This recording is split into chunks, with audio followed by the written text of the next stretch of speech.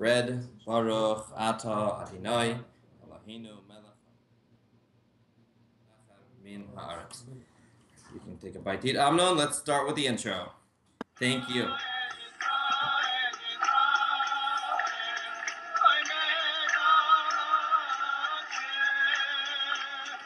Enrichment, Enlightenment, Transformation. Rabbi Yisroel Cutler, the spiritual leader of Chabad of Cary, North Carolina, guides anyone who has been searching for a meaningful life and conscious living. Join our discussions about the mundane, our daily activities, and then infuse every day with a spiritual twist from the inspired sages of the Talmud and Jewish mysticism, which many call Kabbalah.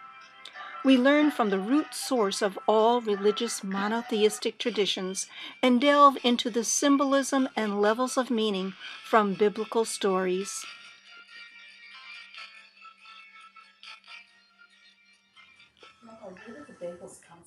Good morning, everyone. Thank you for tuning in all to our online audience. We're happy to have you here, and we would love if in the chat box you would let us know that you are here, you are listening in.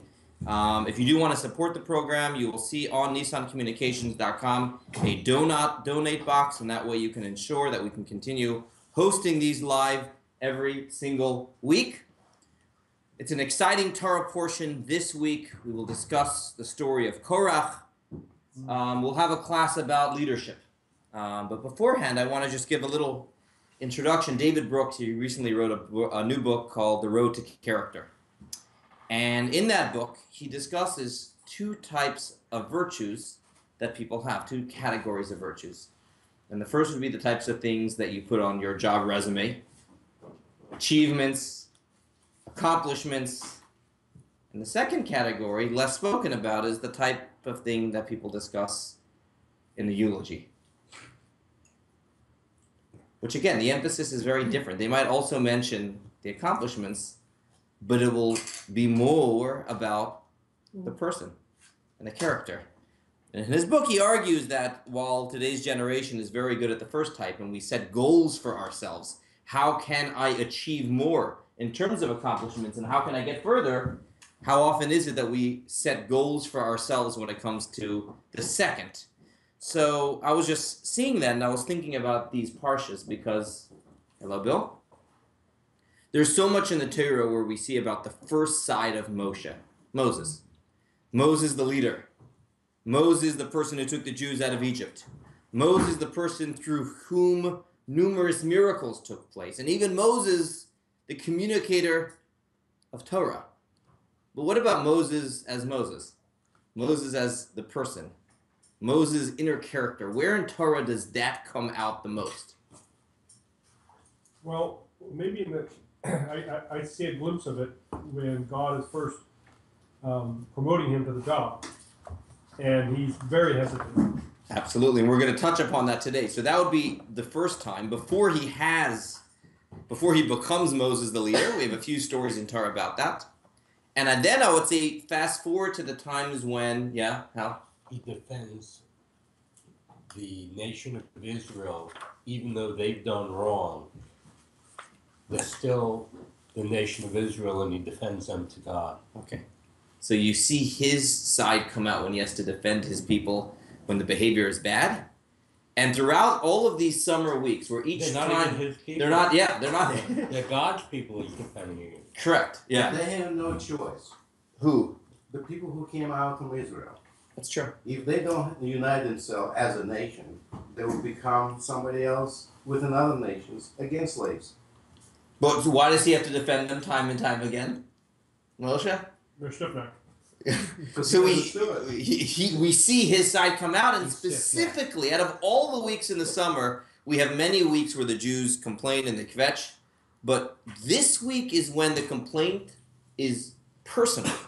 It's against Moses' leadership. Their uprising of Korach that we will read about in this week's Torah portion is against Moses and Aaron as a person. So we see Moses come out as a person more in this week than the other weeks, because he's not defending the Jews after the spies or defending the Jews after the golden calf. He is talking about his own leadership, and we see that come out in this week's Torah portion. And it's a good time to speak about leadership, which everyone talks about today, probably because, you go on Amazon, type in leadership, how many books do you think come out?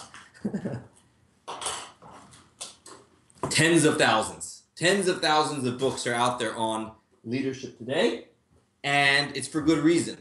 We have no leadership. Well, yeah, as much as people talk today, where's the character, the values that used to be. I remember the good old days, but there is very much people looking for real leadership today. That is something that you always hear, where's the Abraham Lincoln, so on and so forth. Of course, we have many examples in our Jewish tradition of that. So let's dive into the Torah portion. We begin text 1, page 202, the story of Korach. Here goes. Judy, do you want to begin? Text 1, page 202. The opening words of the Parsha this week. Korach, the son of Issachar, the son of Kehot, the son of Levi, took himself to one side, along with Dathan and Abiram, the sons of Eliab, and On, the son of Peleth, descendants of Reuben. They confronted Moses together with 250 men from the children of Israel, chieftains of the congregation, representatives of the assembly, men of repute.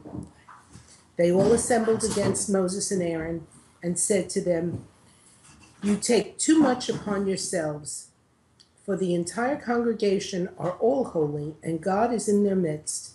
So why do you raise yourselves above God's assembly?"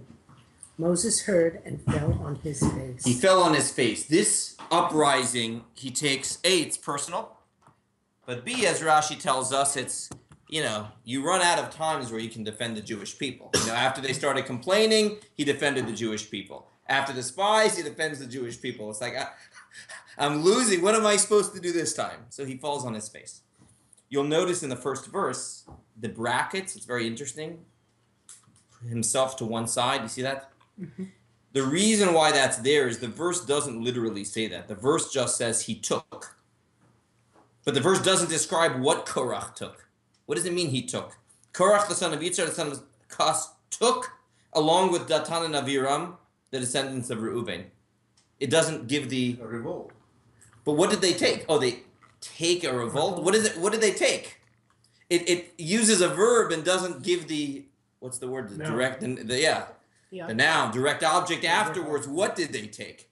So that is why Rashi and others mean they took themselves to one side. They drew a line and said, I'm now opposing Moses. Others say they took people with words. Taking is influencing. In any event, they take 250 people. And their main complaint, at least here, is, why do we need a Moses? We're all holy. We're all special. We all heard God at Sinai. You've taken too much upon yourself. Now here's the obvious question. The Jews didn't just leave Egypt.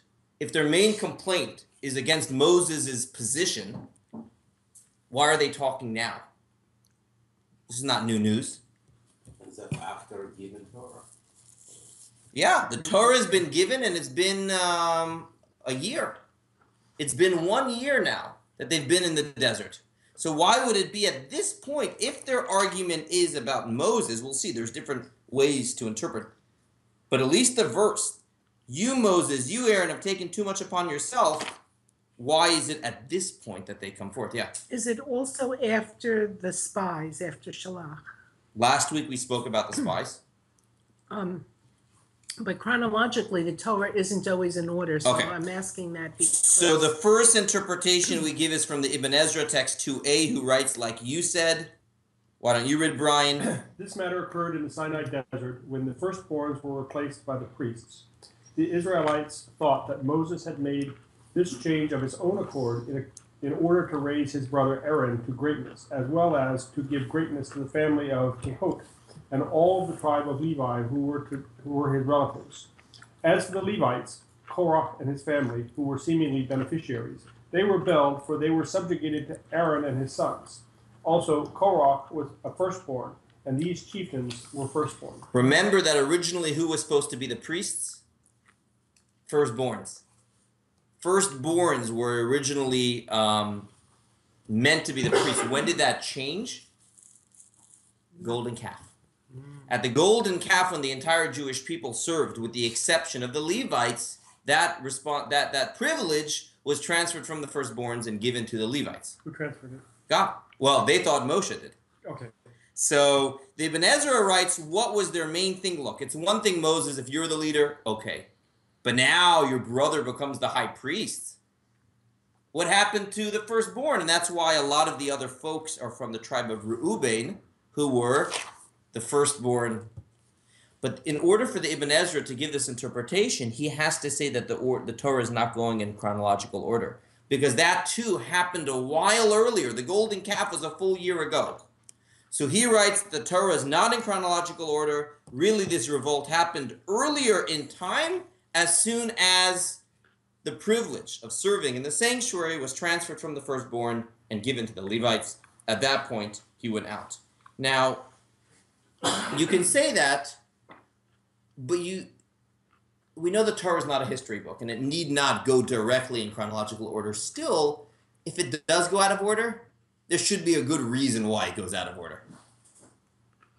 Right? So why would it be that the Torah would stick this narrative in now if the Ibn Ezra says it really happened a full year earlier? And that's why a lot of other people argue with that, and they say, no, there must have been something that happened at this point, and that's why the Torah puts it in now. Yeah?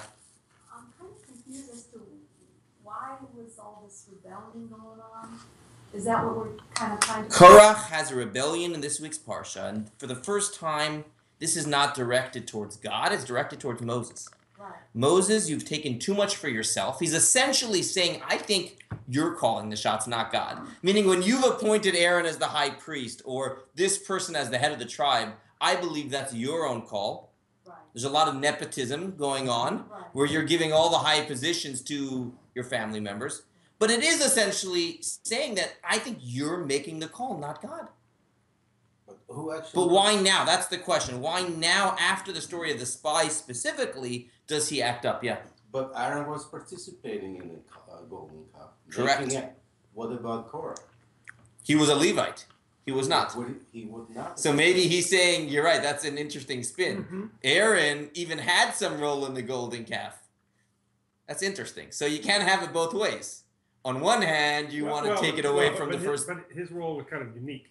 Correct. In that he was in his way trying to hold the nation together. That he was. However... And being a member of the Levites as opposed to the remaining leader.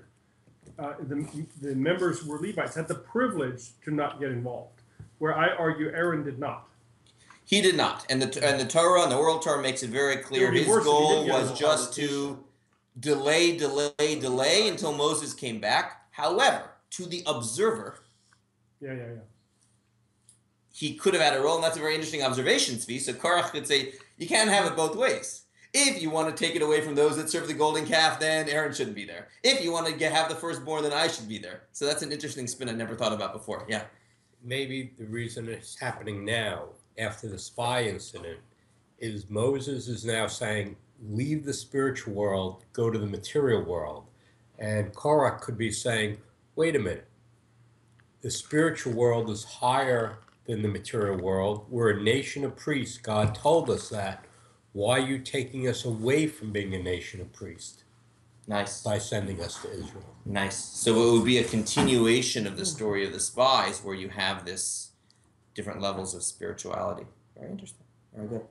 Yes? Why would Moses not be a little bit more cognizant of the fact that he's actually giving all these positions, important positions, to his family members, kind of like closing it out to everybody else?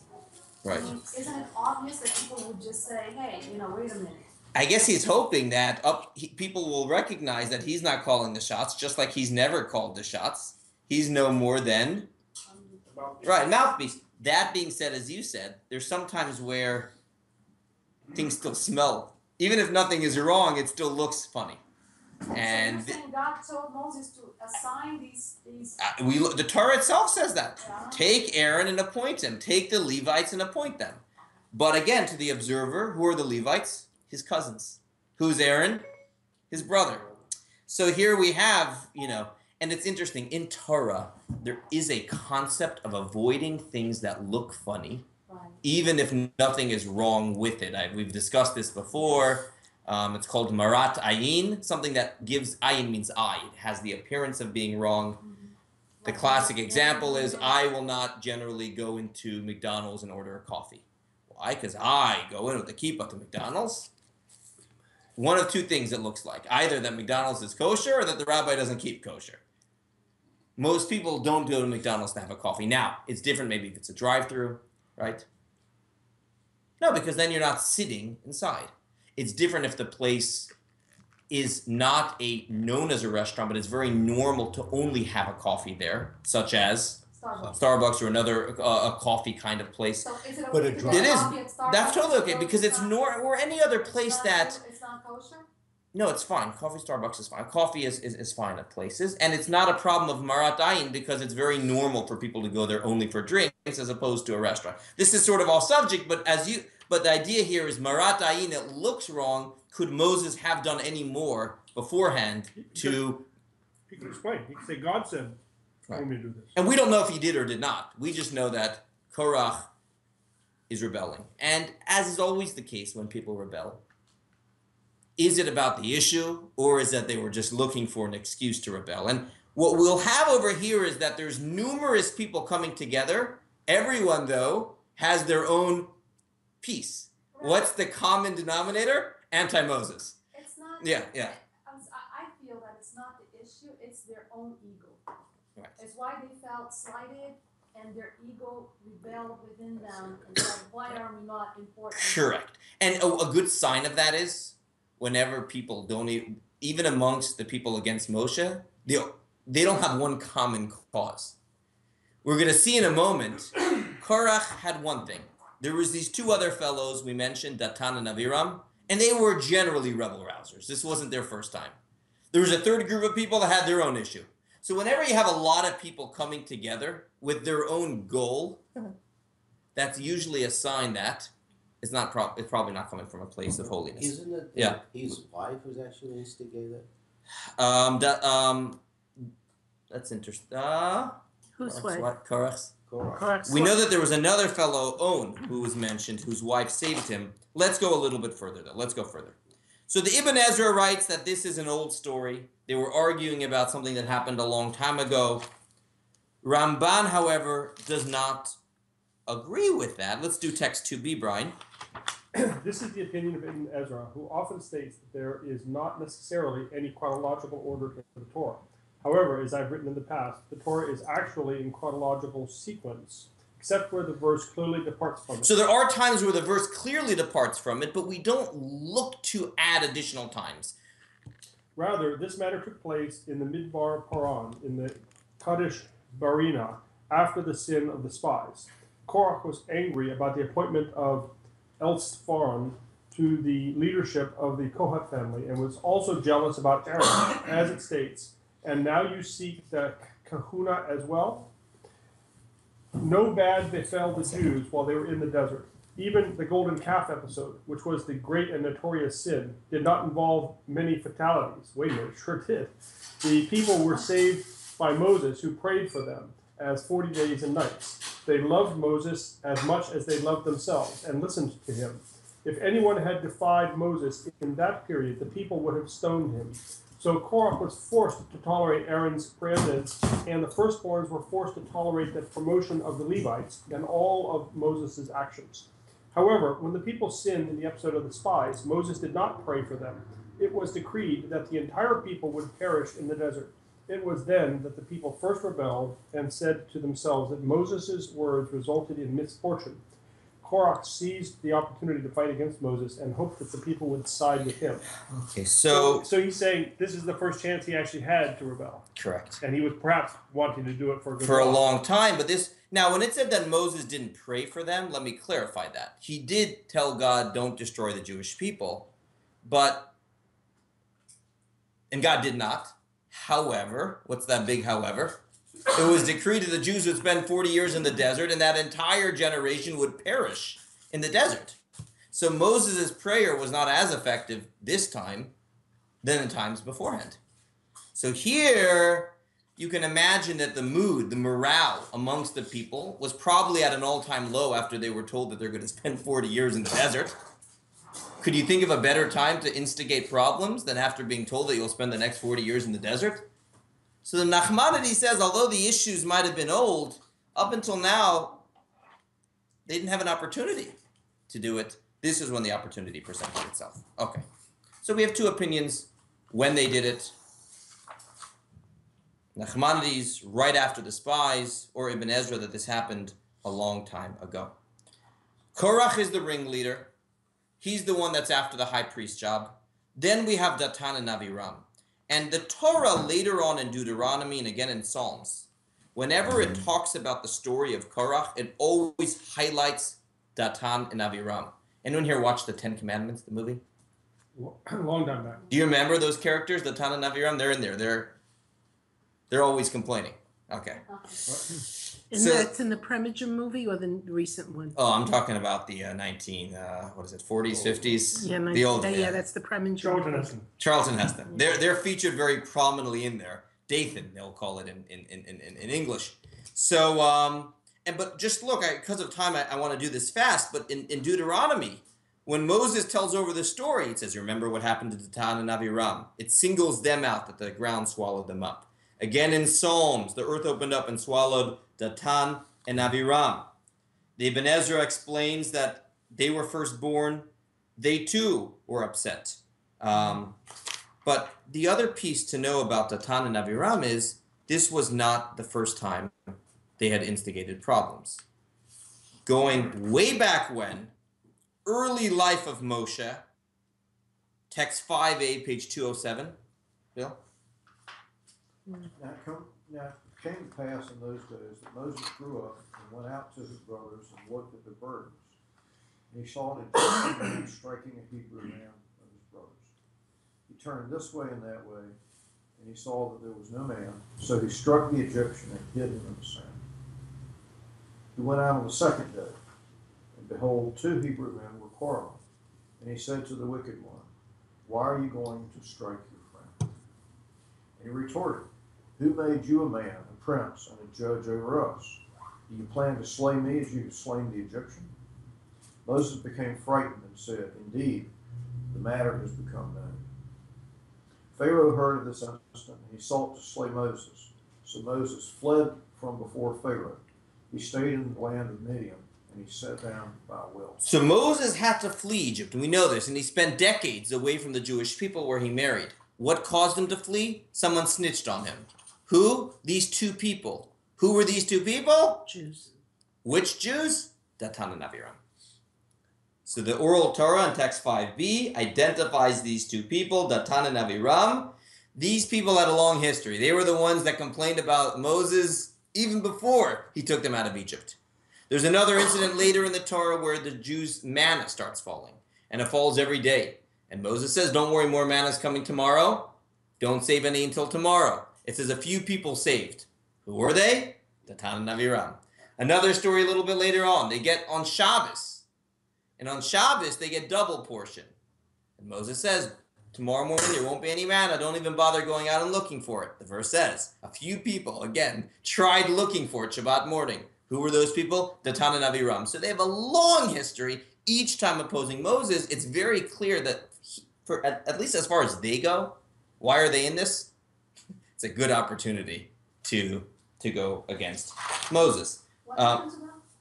Well, they end up suffering the same fate as Korach, where this major earthquake happens and swallows them, as happens later in the Parsha. And but there's 250 people here. They are singled out, though, because they were really the rebel rousers and very much over here.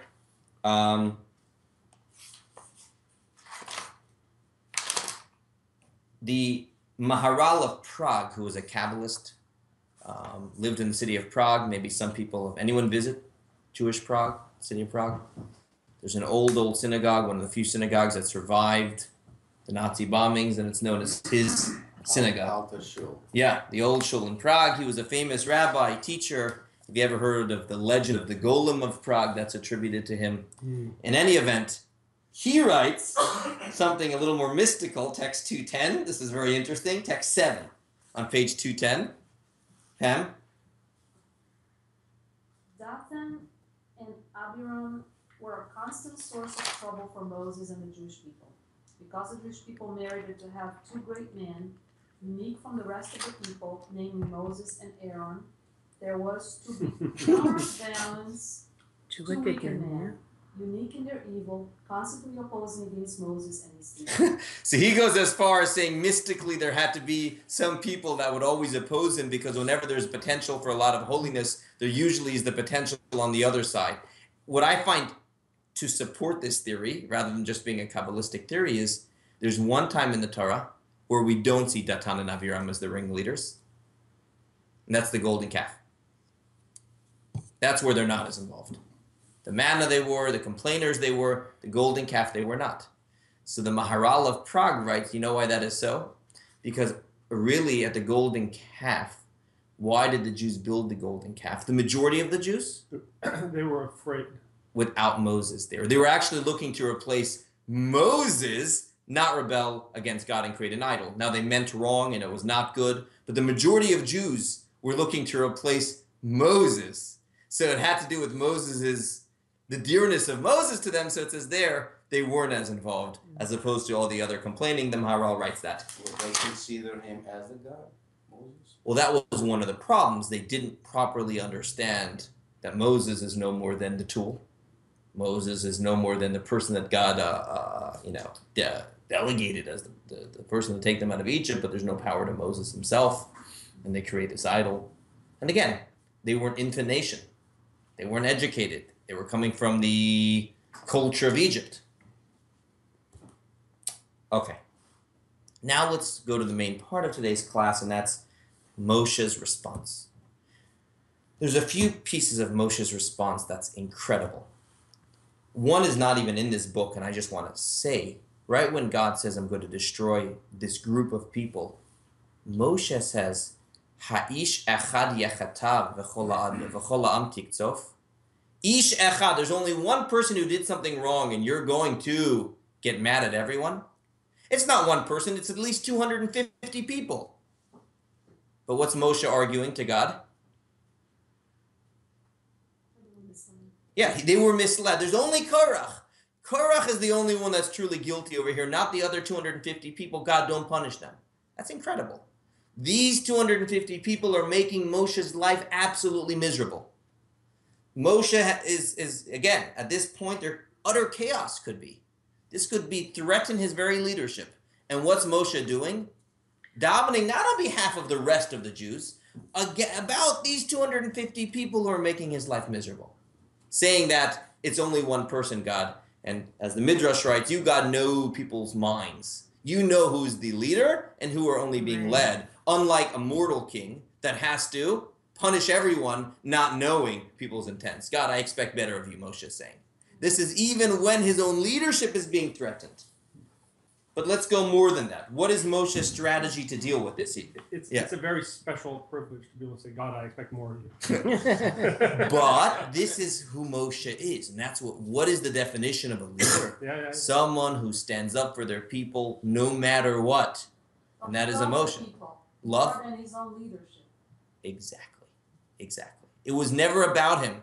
He takes risks of his own leadership for the sake of the people. Which people? In this case, the people that are actually threatening his very own position. Right when the rebellion begins, Moshe's response is to talk to each group as individuals. Like I mentioned to you, each one had their own reason why they were rebelling. So first he goes to Korach. He goes group by group as individuals to try to thwart the rebellion. First to Korach, text 8a. Barry? Moses said to Korah, please listen, sons of Levi. It is not enough for the God of Israel to distinguish you from the congregation of Israel, to draw you near to him, to perform the service in the Mishkan of God, and to stand before the congregation to minister to them. He drew you near, and all your brothers, the sons of Levi, with you, and now you seek the kahuna as well. In other words, you guys are Levites. Why are you complaining? As it is, you guys have a special role. Is it not enough that Hashem elevated you to the status of Levites that now you want more? You want the kihuna. Kihuna is the noun of being a Kohen. Priesthood. Kohen is priest. Kihuna is priesthood. You were Levites. Is that not enough? Of course, it was not enough for them. They continued the rebellion. Then Moshe, and one more thing, goes to... You had a question? Sorry. Yeah, I wonder if the term the big kahuna comes from that. What's the expression? Yeah, the big kahuna is an English idiom. I never heard that word. Like for the boss. Really? Yep. Yeah. The big kahuna is the boss. Used in surfing a lot. Really? I had no idea it would be a Hebrew word, I but think, sure. that particular use is derivative of a Hawaiian term. Yeah. And Okay. I think so. Surfing. Okay. It migrated into surfing terminology that was picked up in mainstream. Okay. Okay. And to all our online crowd, I apologize. We But do the not lost have tribe chat was in Hawaii. capabilities today.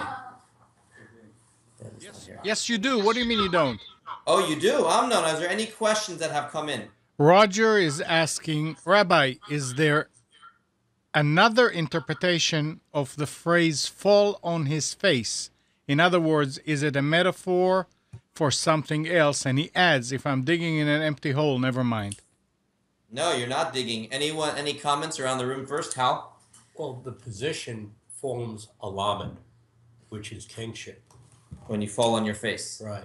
Forms the letter lamed, and which generally represents kingship. That's the highest letter in the Hebrew alphabet. So you can take that whole path. Very interesting. So he says it's Moshe's kingship falling, right? Rashi says it's the fourth offense, and at this point Moshe has just, faints almost, is collapsing, not knowing what to do. There might be additional interpretations. I would have to look that up. If we have time, the last minute or two, I'll grab some of the commentators and see if I can find anything. All right. Please, Amnon, let me know if any other questions come in. I sure will. Now, he also goes to Datan and Aviram.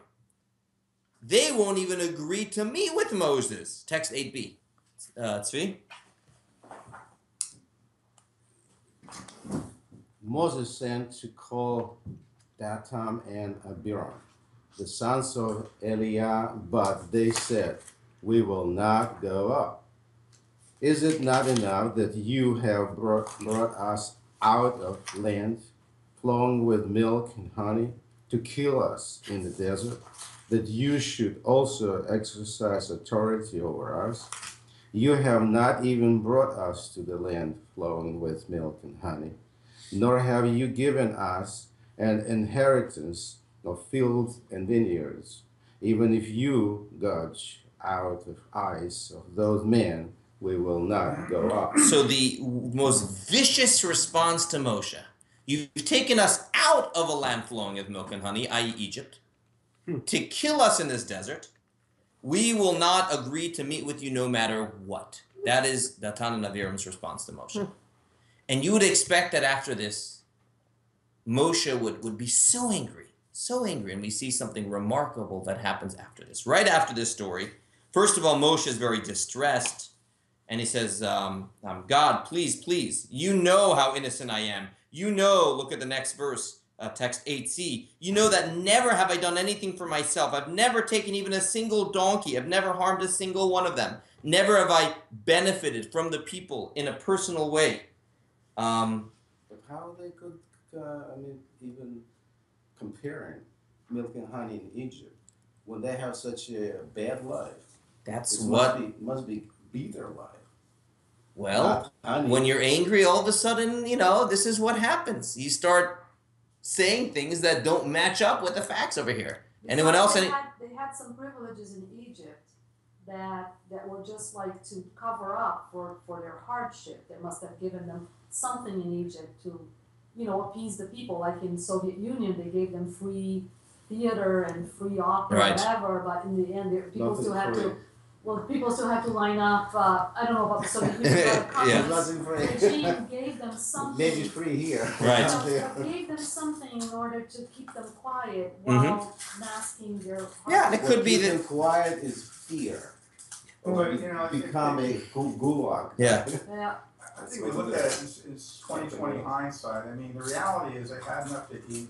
There was certainty in Egypt. Mhm. And again, I make this point, very few people I know can understand what it's like to be in the wilderness, not sure where you're going, not sure where your next meal is going to be, not sure what the next day is, and there's nothing around you. I mean, psychologically and physically, that's a very, very difficult situation. And I think that's, if you we don't give the Jews enough credit, and we're too tough on them. We're too Not absolutely. because this whole thing makes sense to me, that power struggle, loss of confidence in leadership, people starting to become tired and falling apart. What makes it so believable is this is the human condition. Yeah. These are people acting like normal human beings. Well said. Well said. And we still do that today. Yeah, exactly. But here is where we really see Moshe. So Moshe is distressed by this response. And right afterwards, God says, all right, we're going to have a showdown. And this is one of the most dramatic scenes in the entire Torah. Where God tells Moshe that you are going to offer the incense, which is Aaron, is going to offer the incense, which was that special spice combination.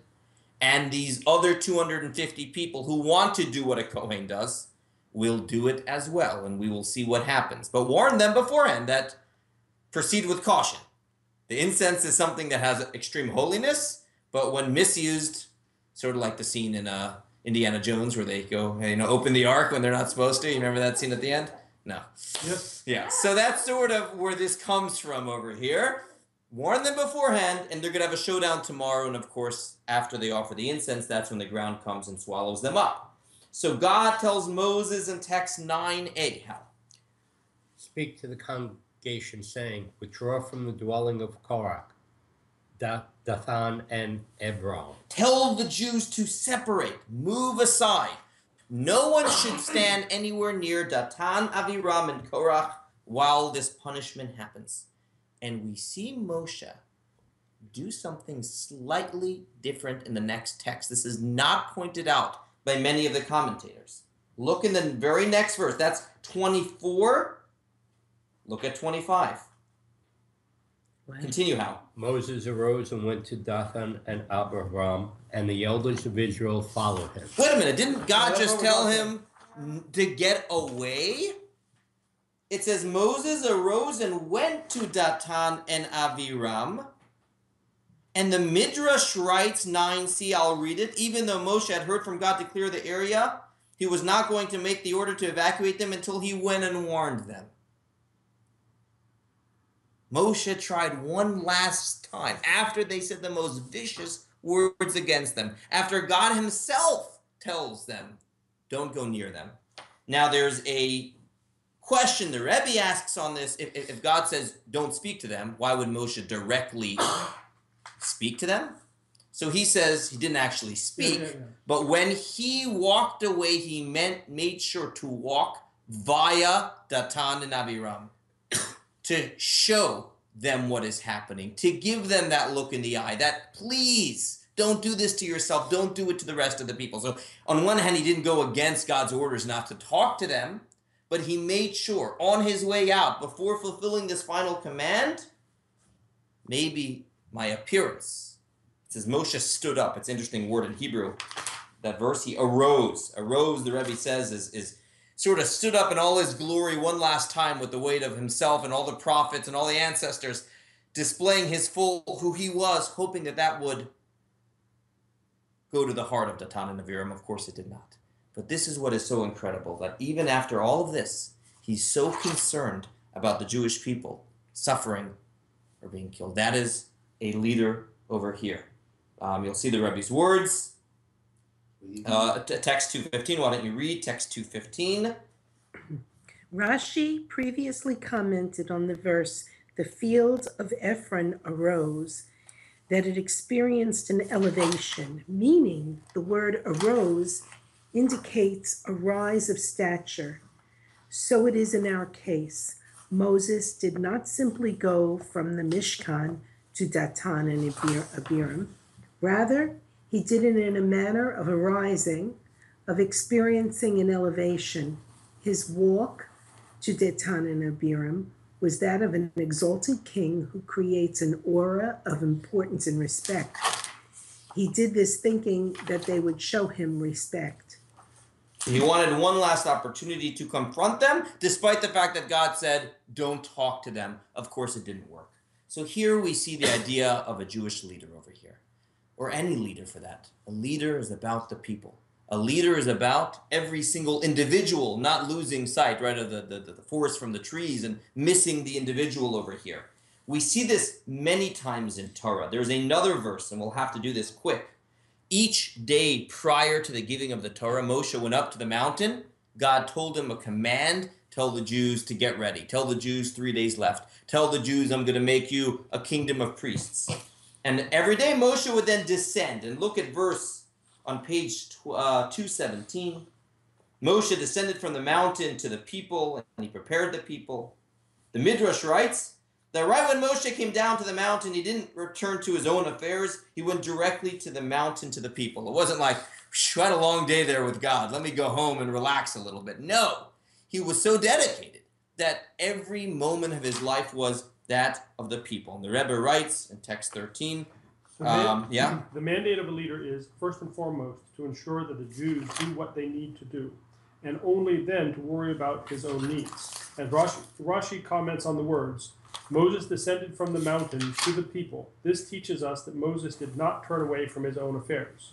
Not only did Moses not turn to his personal needs, but he did not turn to even those matters which pertained to his mission, his own preparation for receiving the Torah in order to be fit for the role of being Moses, the receiver of the Torah from Sinai. So when it says he didn't attend to his needs, it doesn't mean he didn't go get a cup of coffee.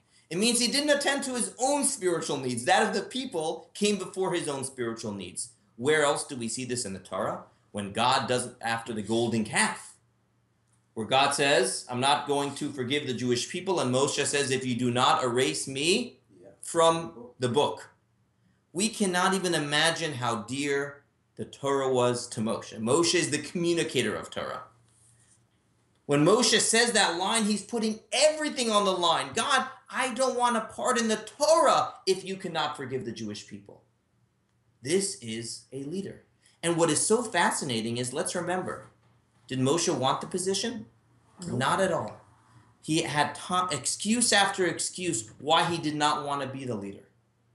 And he has this 180, from not wanting to be the leader, and then once God says, you're the leader no matter what, taking the position so seriously that nothing in the world mattered than the life of one Jew.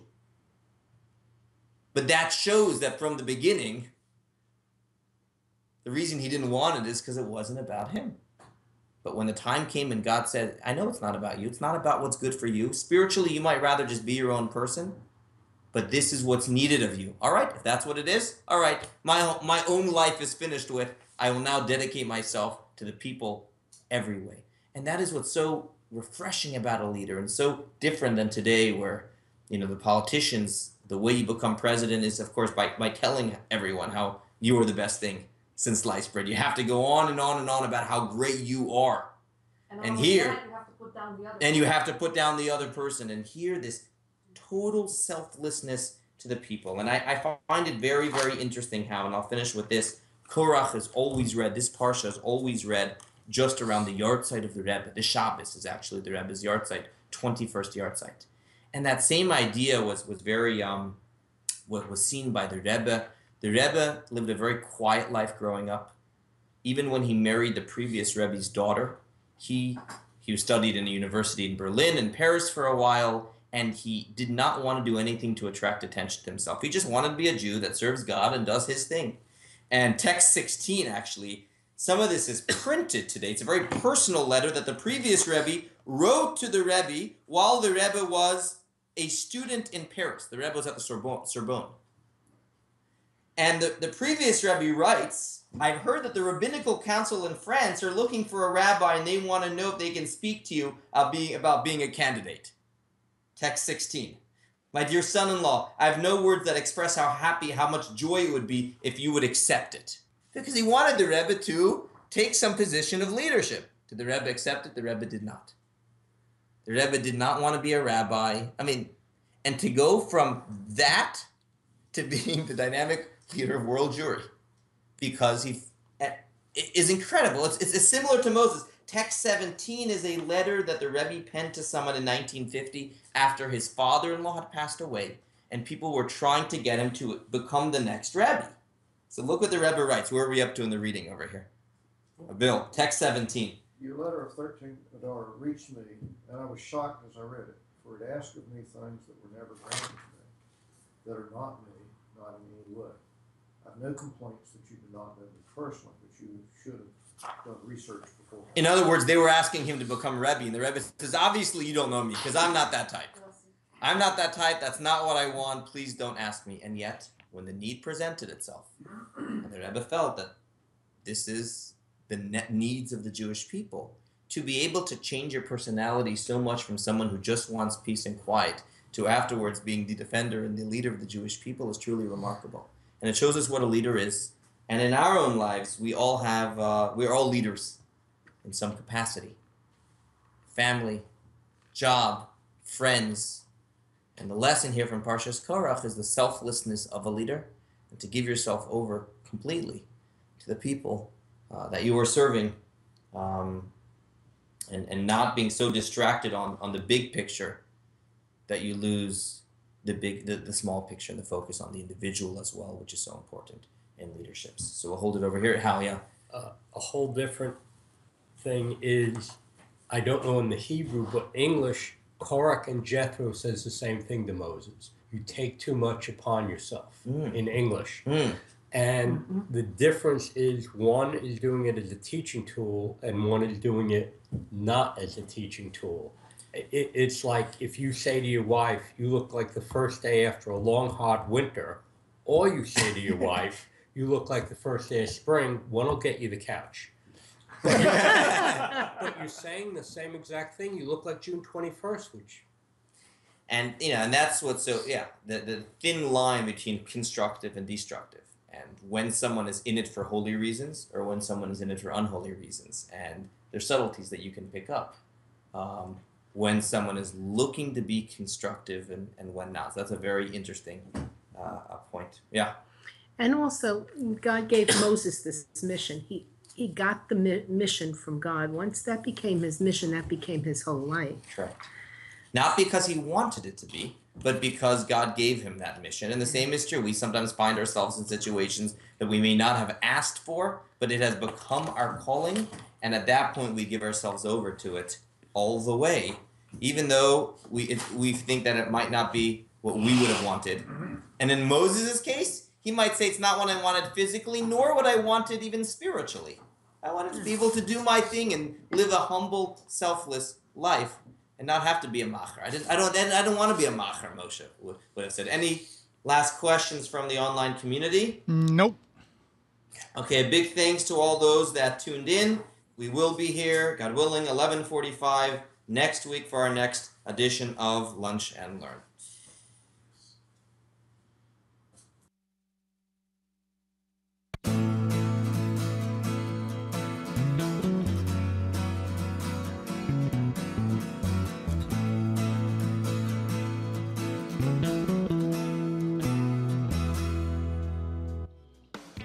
You are tuned to the Nissan Communications Network. Our weekly lineup of call-in programs includes Computers 2K Now with Amnon Nissan, Health In with Debbie Bruck, Breaking Free with Marilyn Shannon, Lessons of Vietnam with NCBVI members, The Tanya Love Show, Your Healthy Pet with Gisela DiCarlo. And if you tuned in too late, you can always watch each program in its entirety or download an MP3 audio file of it at www.nissancommunications.com. Sponsored by Atomus.com, makers of quality video recorders and converters for professionals, CarolinaApparel.com, and DeltaForce.net.